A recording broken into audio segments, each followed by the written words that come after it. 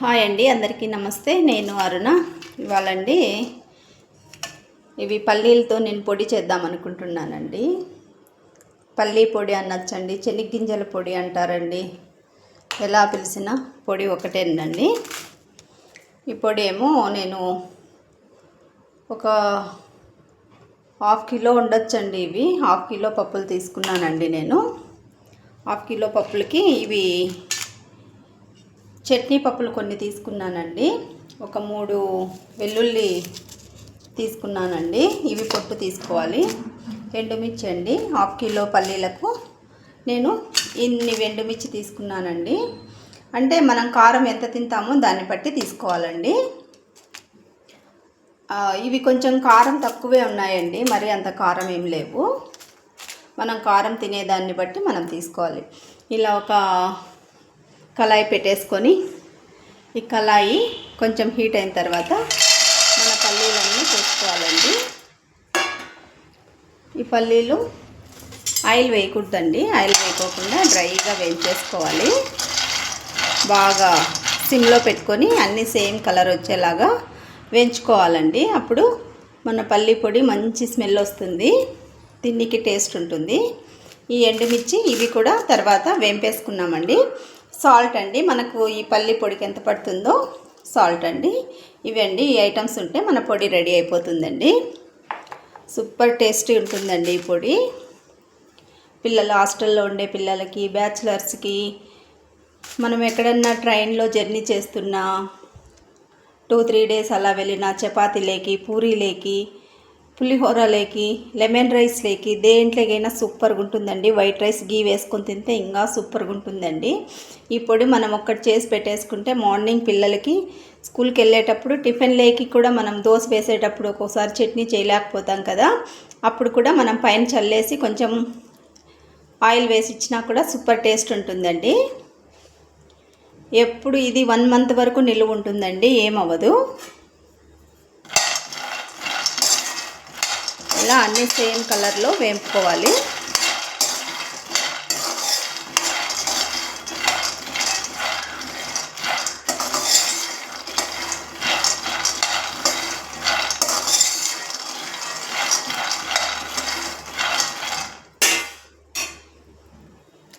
తర్వాత మన ఎండుమిర్చిని కూడా ఇలా ఆఫ్ చేసుకోవాలండి.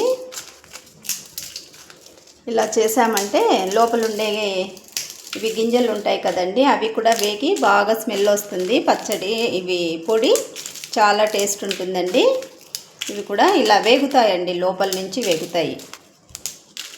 ఇలా అన్నీ వంపేసుకోవాలి, ఇలా చేసుకోవాలి.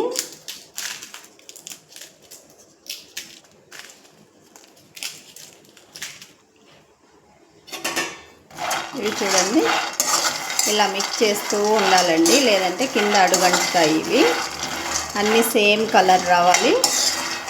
ఇవన్నీ వేగిన తర్వాత చూపిస్తానండి. చూడండి, మన పప్పులు వేగిపోయాయండి, పల్లీలు. తర్వాత మనము మంచి పప్పులు వేసేద్దామండి దీంట్లోనే. ఇవి కూడా 5 మినిట్స్ అట్లా వేడి తగిలేలాగా, ఆ వేడే సరిపోతుందండి.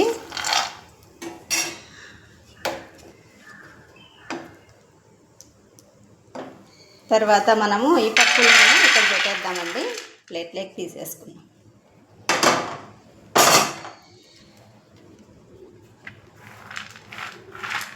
వేడి వేడిగా ఉన్నాయండి, కాసేపు చల్లారనివ్వాలి.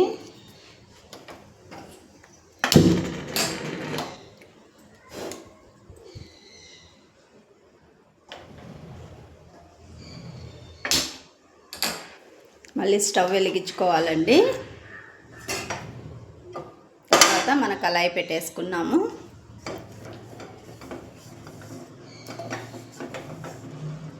తర్వాత మనము ఈ ఎండుమిర్చి యాడ్ చేసుకున్నామండి. ఈ వెల్లుల్లి రెబ్బలు వేరే ప్లేట్లోకి తీసేసుకున్నాము.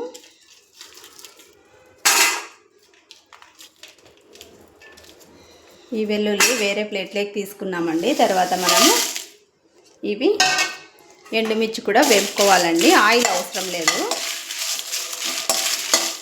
ఇలా డ్రైగానే వేంపేసుకోవాలి.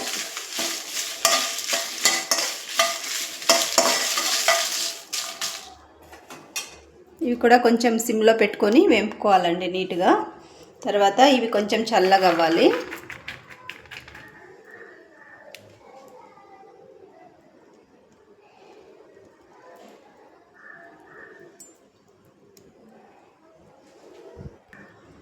ఇవన్నీ ఎండుమిర్చి పప్పులు ఇవన్నీ కొంచెము చల్లారాలండి. తర్వాత నేను మిక్సీ పట్టించేటప్పుడు చూపిస్తాను. చూడండి, మన పల్లీలు చల్లగా అయిపోయినాయి కదండి.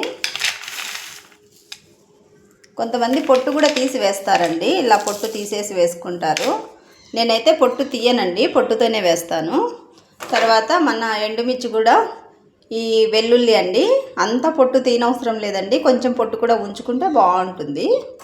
మరి పొట్టు అంతా తీసేస్తే ఈ పొడి ముద్ద ముద్ద అయిపోతుందండి. దీంట్లో నుంచి ఆయిల్ బయటకు వస్తుంది కదా, అలా అవ్వకూడదని ఈ మంచి పప్పులు కూడా వేస్తున్నానండి, యాడ్ చేశాను కొన్ని. ఇవన్నీ కలిపి ఓ మిక్సీ జార్లో వేసేసుకున్నాము.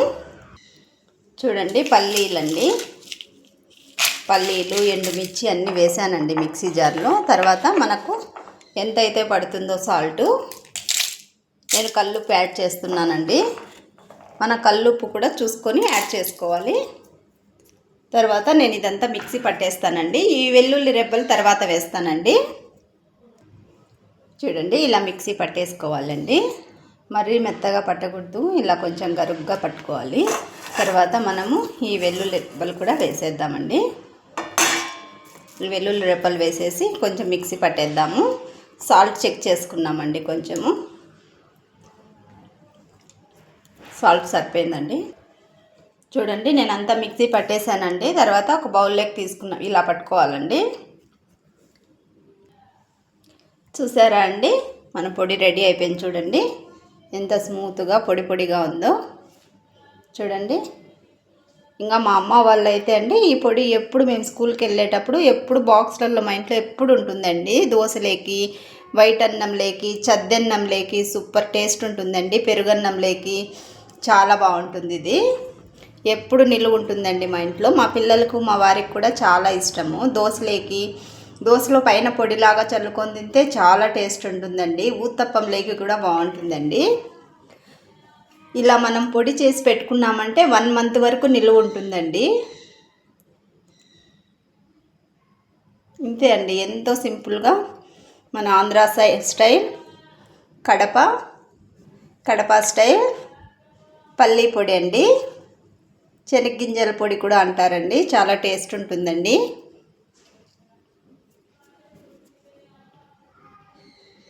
ఇదైతే మనం రోట్లో వేసి దంచితే ఇంకా బాగా మంచి టేస్ట్ వస్తుందండి. ఇంత పొడి మనం దంచే అవ్వదు కదా చిన్న చిన్న రోళ్ళల్లో అనేసి నేను మిక్సీ పట్టేశానండి.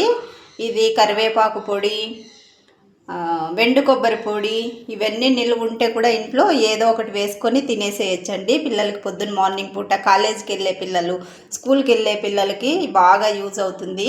హాస్టల్లో ఉండే పిల్లలకి, బ్యాచిలర్స్కి యూజ్ అవుతుందండి. ఒకసారి మీరు కూడా ట్రై చేయండి. చూడండి, కొంచెం ఫ్యాన్ కింద ఆరబెట్టేసుకున్న తర్వాత మనము ఇలాగా ఒక గాజు సీసా, పొడిగా ఉండే గాజు సీసా అండి, కడిగేసి కాసేపు ఎండలో పెట్టేసి తర్వాత మనము బాక్స్కి ఎత్తేసుకోవాలండి. ఇలా గాజు సీసాలో అయితే కూడా అండి మనకు ఫ్రెష్గా ఉంటుంది పొడి.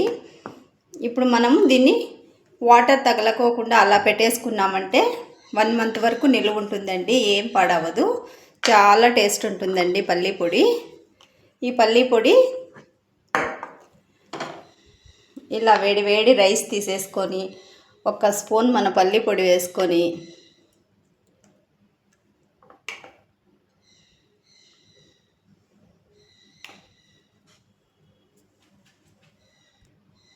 ఇలా గీ తీసుకొని, ఇది ఆవు నెయ్యి అండి, ఇలా గీ తీసుకొని వేడి వేడి నూనెలో ఇలా గీ వేసుకొని మనకెంత గీ కావాలో అంత వేసుకొని ఈ పొడిలో, ఈ వేడి రైస్లో ఈ పొడి వేసుకొని తింటే అండి ఉంటుంది, అబ్బా సూపర్ టేస్ట్ ఉంటుందండి. ఇంకా ఏ నాన్ వెజ్ ఏ కూరలో అవసరం లేదండి ఈ పొడి ముందర. మా పాపకైతే ఎంత ఇష్టమో, ఏది ఉన్నా కూడా పక్కన పెట్టేసి ఈ పొడితోనే తినేస్తుందండి అన్నం అంతా కూడా. అంత ఇష్టం మా పాపకి.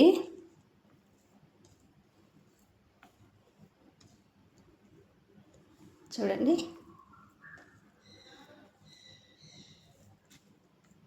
కారం ఉప్పు ఎలా అన్నీ కరెక్ట్గా సరిపోయాయేమో చూసి చెప్తానండి.